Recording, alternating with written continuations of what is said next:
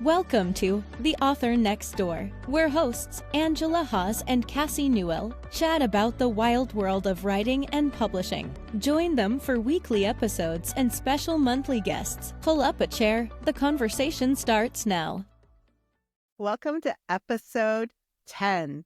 I'm Cassie Newell, and I'm here with my co-host, Angela Haas, and this month is all about marketing. This episode, we're talking about our love-hate relationship with marketing. Angela's already shaking her head Mostly hate. I just say mostly. Mostly hate. All right, so let's just dive right into it. So why is marketing so painful, Angela? Well, I think it depends on the author, obviously. But for me, I just want to write. And I think that is the consensus when I've talked to other writers. I did do a survey on this. Across multiple platforms, I put out a survey that said, hey, indie authors, what's the most painful part of this business? Outlining, drafting, editing, marketing. 75 people responded, 89% said marketing. Because I think for us, the fun stuff is the creation. I'm not really an outliner, but I do love the editing phase where you're really getting to that finished product. And I feel like for me, marketing is that monster under the bed that's like, hey, you've got to put your books out there. You have to tell people about it. How are you doing it? What platform? And it's just, it comes at you. And sometimes I don't know where to start. Sometimes I get discouraged because I feel like I work so hard and I put a lot of energy into marketing, and then you don't see the return. It's a long game. It's exhausting. And then you just have to compete with so much other noise. And I think it's hard for others to put themselves out there sometimes. I can market for you or anything else I love all day. When it comes to me, I feel like sometimes we feel it's putting a burden like, can you buy my book? Yeah. So, I totally what get do that. you think? I'm in like this glory moment, I think. I think I've had a real mindset shift. And I think it's been because I'm, somewhat rapid releasing, which I think has been pushing me to be more excited about marketing and to meet more of my readers that way, because they're coming back going, oh, I would love this, or I would love to be a part of this next arc. And I started engaging a little bit more in my newsletter. And I think that helped too, because I was like, well, what kind of formats would you want in these shorts besides an ebook? And they're coming back. We want audio. We want paperbacks. Like, we want all the things. Like, I'm more of an audio listener. I'm more of this. We want trophies for our shelves. We don't care if they're small, all the things. And that encourages me. It helps me move further into the marketing realm. And I think that I'm just looking at it more as a challenge and more as, okay, this is my building year.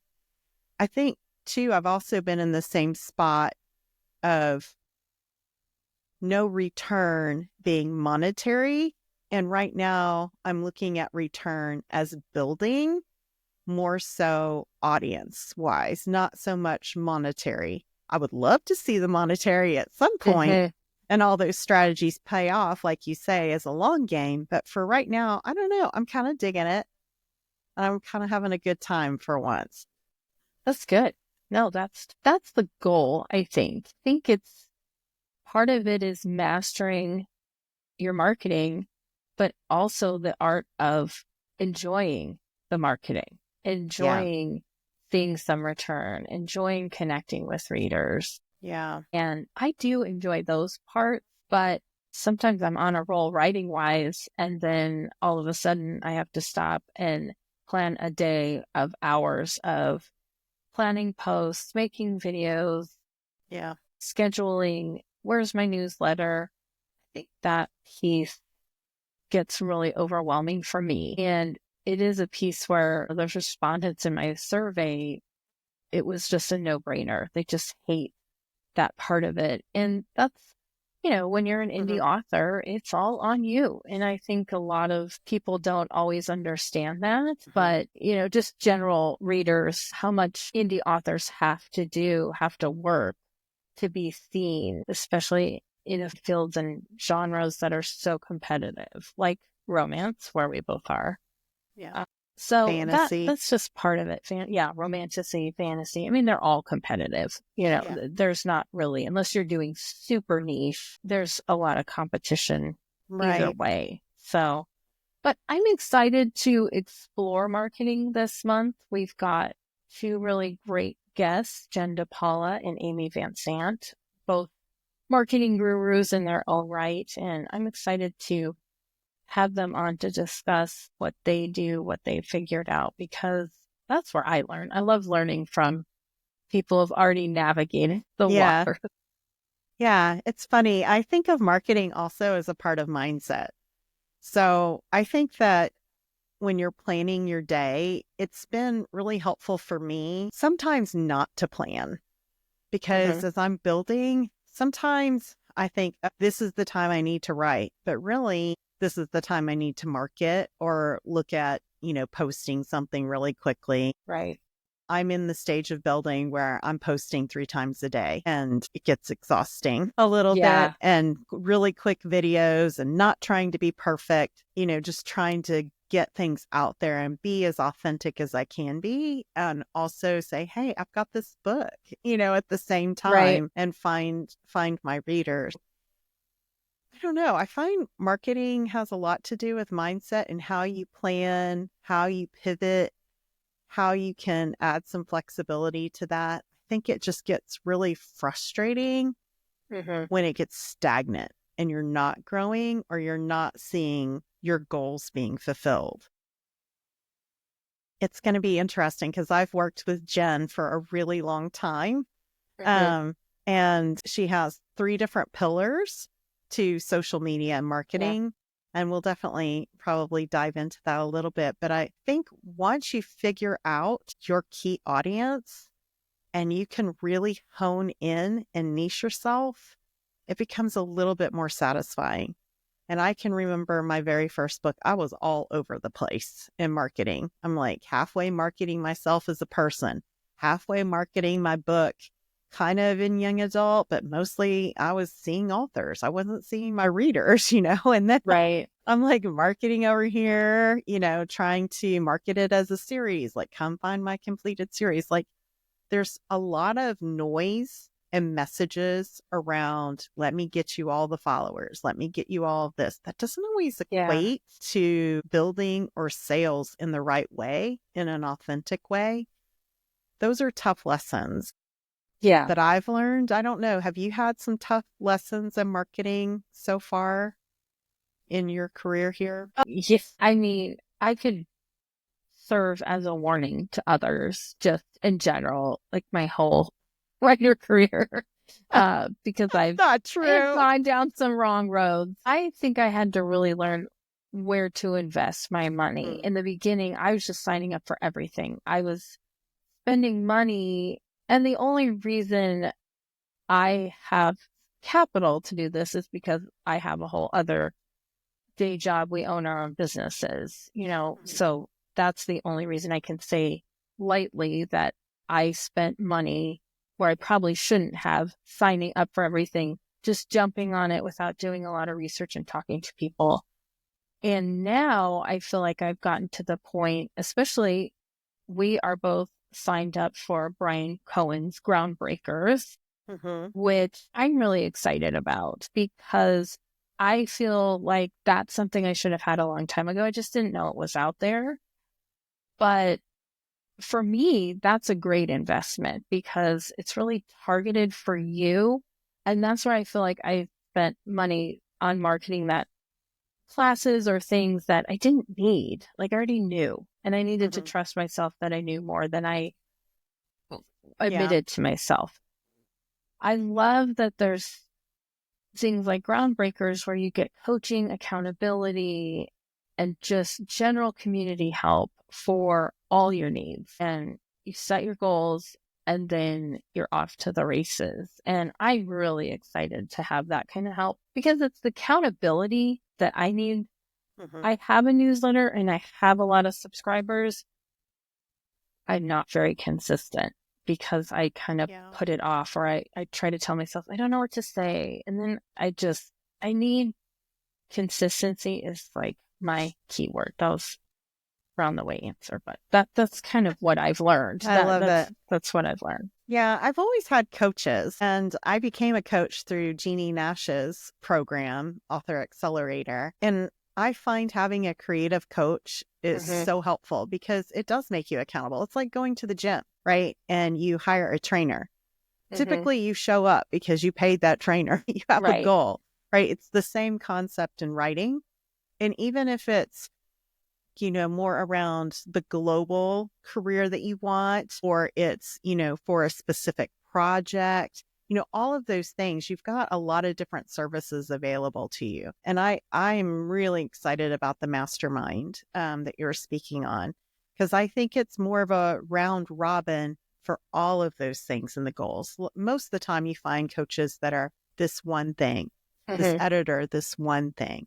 It's usually one, but this seems to be more full circle and more aligned. So that'll be really fun and interesting, I think, over the next 6 months that we'll be doing that. But I'm curious, when it comes to marketing, like, do you have fears or concerns with marketing right now? Just that I don't want to waste any more money. I've wasted so much money investing in the wrong thing. That's partially why I haven't really put more into Facebook advertising, because a lot of the classes I've took in coaching, it says that you've got to plan to lose a certain amount of money until you figure out what's working, which makes sense. But business-wise, I don't want to lose money right now. Yeah.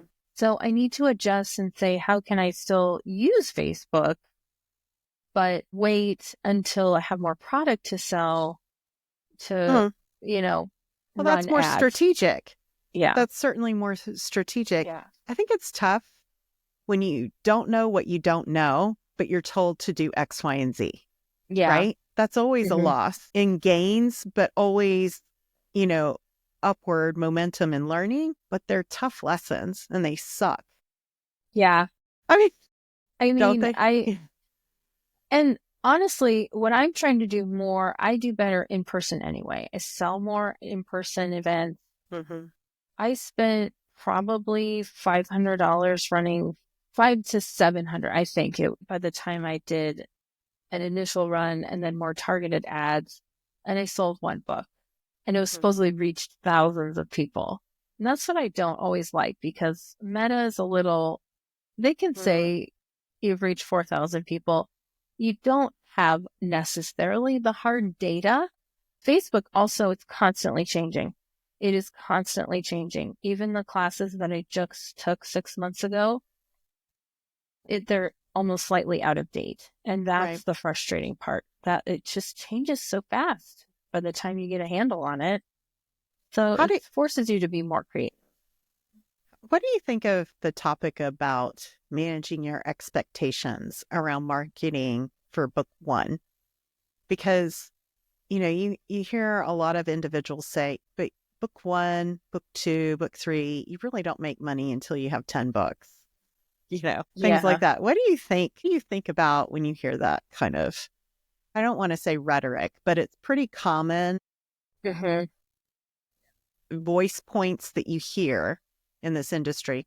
Takes you 10 plus books or series, whatever the case may be. What do you think of that?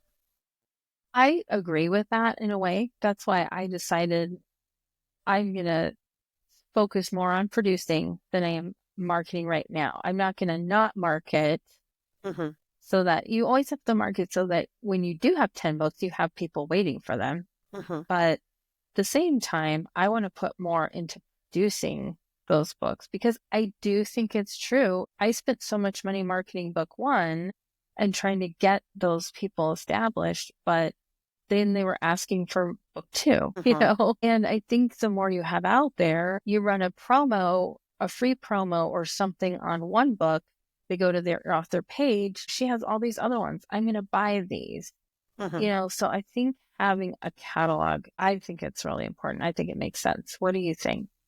How do you feel about that? Yeah. So I'm going to be a little bit of an opposition. I think that you can market your first book because I think that helps you build your first newsletter and get your early readers. But I also think it is a balance of marketing and production. I also think when you finish your first book, if I was to do everything all over again from 2016, I would have done what I did with my short romance. I wrote all 4 last summer. It looks like, I'm doing them, as I'm going, but I'm not. So I think it's helpful as a writer if you can control the hitting the publish button, because it's exciting. It's exciting when it's done and you're ready to have it out in the world. If you can control that and really manage your release schedule, I think it's really helpful. If you can really be strategic about that, I wouldn't say not to put some dollars behind it, but I don't think I would throw everything at it. I agree. But I do think there's some momentum around a really good strategy release and being able to have kind of a backlog as you're releasing and as you're producing. And I'm finding that right now, and I really like it. I really like it. So I don't know. Maybe we'll dive into that a little bit more as we both get more strategic input with our coaching and things like that. I think so. It also allows me to be flexible because my super secret project, has disrupted my plans too. So now I'm pivoting, but I'm pivoting in a good way. So I feel good about it, and I'm still going to be able to continue to produce what I wanted initially for 2025. So I don't know. Marketing is a strange beast depending on who you talk to. Boo. Boo. Yucca. Boo hiss. Love you, hate you, all around. Love you like a cold sore, as we say. Anyway, All right. So let's just kind of wrap up. We haven't done personal updates in a while, Angela. So let's do some personal updates since it's the beginning of March here. What things have you got going on? I released an audiobook. And I was like, oh yeah, wait, what? I've got this. But that's a whole other marketing thing. How do you market an audiobook? That's a whole other beast. So I'm learning about that. So we'll be able to update on that later. What about you? What do you got going on? I know, but everyone else doesn't. Yeah, Angela knows everything. Well, I'm super excited because book 3 is launching here in March, on March 11th, for my short story romances under C.K. Darling. And I'm just like, I can't believe the 3rd book is coming out already. So it feels like we just started the podcast and I was saying, yeah, book 1 comes out in January. And now I'm like, book 3, it's March. Crazy. So that's like crazy exciting. And then I've started on my super secret project. And I'm not going to say much about that. It's super secret. And it's going to take me a while to get it done, but I'm excited about it and I'm going to be pushing hard. So yeah, exciting stuff. Exciting stuff. I can't believe the first quarter of the year is almost over. Like, what? Anyway. I don't know. I don't know what's going on. I know. Let's get to our table topics. What we got? What do we got today? Let's see. I never know. Let's see what this says. What's your personal hell? Angela, marketing. Just marketing. What's your personal hell? Oh gosh, I don't know. Do you know what your personal hell is? One thing came to mind, like if I was ever in hell, this was a way to torture me. I hate the sound of pets licking themselves. And I had a cat that did it, and I was like, this is torture. I'm going to die. Like, this is how I die.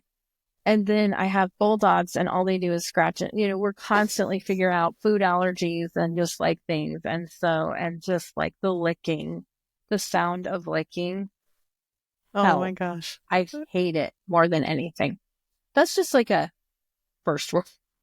But yeah, that's like hell for me, hearing pets lick themselves. Yeah. I think hell for me would be I don't like snakes at all. Like, Yeah. I've gotten better, but they are rampant in Florida. I actually have a windowsill right here, and I've had snakes just go. Yeah, Arizona. Yeah. Yeah. Yeah. I don't love snakes. So it was so funny. A quick story.